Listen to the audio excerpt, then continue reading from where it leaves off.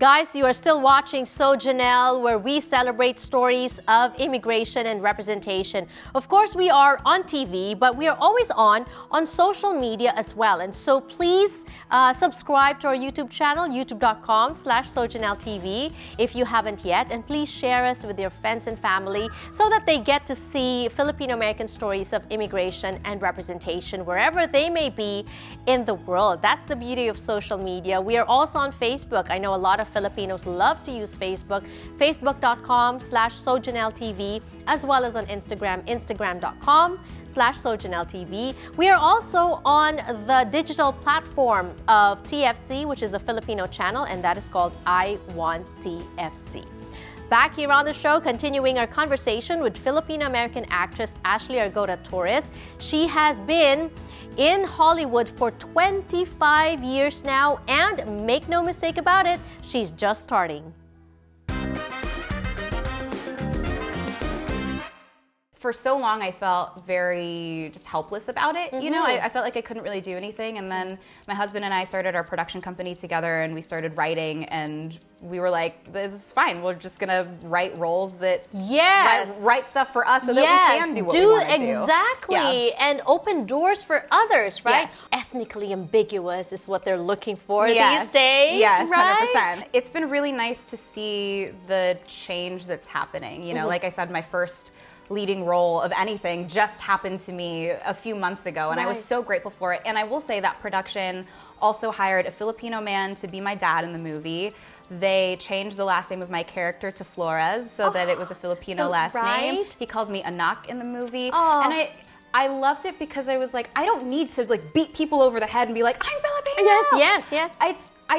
It's just those like little things in there that meant so much. So to start having that kind of representation and that kind of diversity in film and TV has meant a lot over the last few years. Right. It's nice to see. And how do you see this moving forward? Because now you have your podcast as well. Yes. I feel like the internet and all these social media platforms have made it easier for people to produce their own content. Yes. Right? 100%. Yeah. During the lockdown, my husband and I just did a parody short film together just because we thought it was super fun. But I got to direct it and help edit it, and I did some of the music for it and stuff like that. So we're really trying to focus on creating our own content and writing our own things. We finished a screenplay already that focuses on a Filipino family. So if anybody's looking to buy a movie about a Filipino family, call me. Yes. But it's so important. It says it in our pitch deck. Like, we want whoever plays the family to be Filipino and to really represent us in the best way possible. And the fact that so many people are now creating their own content and writing their own content is going to be a huge deal, because now we're not waiting for anybody to write these roles for us. We're just writing them ourselves, and we're just going to do them ourselves. So we're giving ourselves a seat at the table before anybody like opens up a chair for us. You know? Mismo. Yes, Mismo Productions. Mismo is also your podcast. Yes. And your production name. Yes. And Mismo it's a Filipino word too. Yes, it started out because my husband is Mexican, Italian, and Irish, so he's fluent in Spanish. So he said Mismo means same in Spanish, and we just realized that artists were really just going through the same things no matter where you are in your career. So it's been great. We interviewed so many of our friends who are just creatives in general, not even just actors. Really fulfilling to hear the stories that everybody has. It makes us feel truly like less alone. Right. Because so many people gloss over the hard things. Yes. And you know, I remember watching an interview of Brad Pitt's, and he said, oh yeah, when I first came to LA, I was staying on my friend's couch, and then, you know, I auditioned a bunch and I ended up making it. Right. And I wanted to hear so badly about like the times that you stayed on your friend's couch. Like, whose couch was it? Right. How did you have a normal job? Like, were you a barista? I need to know these things. Right. Because it's so important that people know it's not all glamorous. It's not just being on set all the time and getting your hair and makeup done and going to premieres and stuff like that. It's a lot of hard work, and it is a lot of rejection, and I think it's important that with all of the positive things we say about the business, we have to let people know what the struggles are and let them know that they're not alone. What did you think of Hollywood before that has changed? Any perceptions or misconceptions of Hollywood before that has changed? I genuinely thought it was really glamorous. Right. Like, you know what I mean? Right, Like, I was like, hair and makeup all the time. Right, red carpet. Yeah, red carpet. Glam team. Oh, I'll get a glam team. I'll have a stylist. It'll be great. It'll be great. And then you get there and like, I just remember being on True Jackson sometimes and like, you know, we had our taping days on Thursdays and Fridays. We had an audience on Fridays. But on Monday, Tuesday, Wednesday, like all of us are coming in like underslept, no makeup on, like hair's in a bun, sweatpants, like just reading from a script. Right. And I remember looking around at one point and being like, wow, this is not what I thought having a regular job as an actor would be at all. Right. But it is. It's so funny to me that, you know, even the kids in my acting class sometimes at Actors Giving Back will be like, wow, it must be so cool to be on set. And I'm like, it is. Right. But also, it's weird. There's so much weight in everything. And you are also waiting a lot. Like you get made up at noon and then like sometimes I'll sit in my trailer for like 5 hours. Right. And doing nothing. Yeah, and you know, they'll knock on the door and be like, it's almost time for you, it's almost time. And it's not almost time for you, you're just like waiting there. Yes. So it's so funny because, you know, people think it's really, it's just the most spectacular, like most glamorous thing. And please don't get me wrong, it is the most, I love being on set. It's so wonderful, it's so much fun. The people I get to meet, the things I get to learn from crew members and cast members, like just on all fronts have been so amazing. But it's also, it's a lot of unglamorous stuff that people just don't expect. Right, right. Yeah.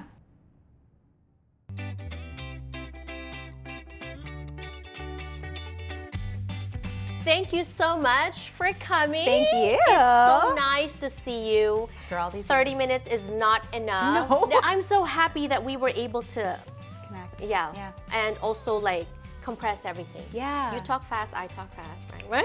I got you. Okay, what's your favorite day of the week? My favorite day of the week is Saturday. Why? Because it's the time that my husband and I get to spend together. It's like we both have it off and like we just get to relax together. It's usually date night. Okay, now it's your turn to ask me. Okay, what is your favorite day of the week? Friday. Friday, why? And you know what? Also, after you hear my reason, Friday is going to be your next favorite day of the week. Really? Why? Because on Fridays, there's Free Fries Fridays. Download the McDonald's app today and get ready for free medium fries every Friday with $1 purchase at participating McDonald's. It's Free Fries Fridays, your favorite fries plus your favorite day plus your favorite word. Free at participating McDonald's. Free fries? Yes. I want free fries. Yes. No way.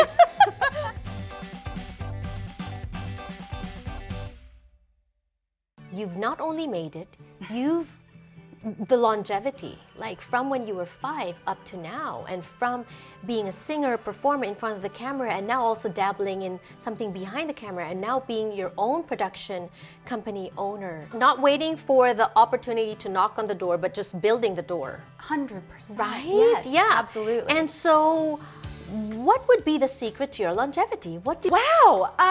You know, I think my parents instilled in me a really long time ago just being humble. That's a big thing. Not having an ego about what I'm doing. And I think one of the big things that I learned from doing True Jackson all those years ago was that nothing lasts forever. When I did the show, it truly felt like, I was like, we're gonna be doing this show until I'm 50. Like, you know, I'm a kid, I don't know any better. Like, it truly felt like we were gonna be doing it forever. And then we stopped doing the show. Like, it just didn't get picked up, and oh no. Right. What am I gonna do? Like, this was my plan until I was 50. Right. It's really just been a lot of putting my head down and working really hard and making sure that I'm treating everybody with a lot of kindness and respect, no matter what kind of set I'm working on, no matter if it's a big movie that I'm working on or if it's a little tiny web series, like indie thing that I'm working on that, like, you know, I'm helping hold the lights and like hold the boom and all that stuff. It's just so important to be kind to everybody because people remember that. Right. So if you weren't acting, what would you be doing? I think heart surgeon, or I would be working with animals because I love animals so much. So like maybe a veterinarian. Like or my something daughter, like yeah, that. she says veterinarian. Yeah, she loves animals. Yeah, I love animals. Right. I have my dog is my pride and joy. I have a mini Australian Labradoodle, and she was our flower girl in our wedding. Oh, how cute! Yeah. What would your advice be to parents who may have kids who are leaning toward the creative, the entertainment? I would say just be there to support them, but don't push them. it was a really big thing to my parents that I was having fun always when I did it. And they would always say, like, if you're not having fun anymore, you can stop. We're out. Right. Yes. We're done. Yeah. You don't have to do it anymore. I never wanted to stop, but it was always good for me to know that that was an option if I didn't love it anymore. And just being there for them when the rejection inevitably comes, because it's always going to be there. That's just a huge part of what the business is. So just giving them the space to grieve not getting something when that happens, and being there to catch them when they need that. From this point, looking back, what would you tell your 5-year-old self? Wow, I think I would say, it's so generic, but I would genuinely say just keep going. The 25 years though, would you change anything? Not one thing. I would not change one just thing. Just as is. Yeah, through all the rejections and through everything that I've been through, I wouldn't change a thing. I've learned so much through all of the adversity that I've faced, so it's definitely helped me become the person that I am today. So your top 5 people to thank. Only 5, sorry. Goodness. Yeah, I'm sure there's more, but okay. I'm sure it's a long list. But my husband, who, amazing. My husband is the best. My parents, my best friend, you know exactly who you are, my agent and my manager. So where do you plan to take this? I love being in front of and behind the camera. So it's hard, like, if somebody made me choose, I would never want to choose. Right.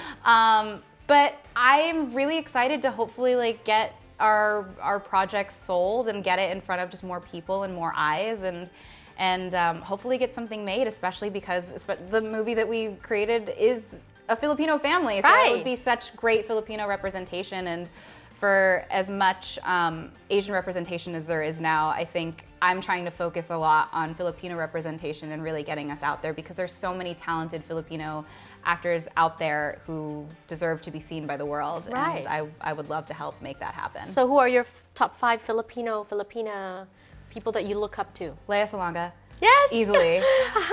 Joe Coy, who I think is just hilarious, first of all. Right. I think John Jambriones is just an incredible actor. Right. I love his work. An amazing human being as well. An amazing human being. I will say I love her. I love her music. Oh, yes. And I will also say Sarah, who I was her older sister on Free Ridge, I think is such a wonderful actress and just a really kind and great human being, and I'm really proud of her. Yeah, you gotta introduce me to her. I will. Yeah.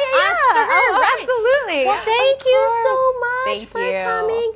Good luck and God bless with everything. Thank you so much.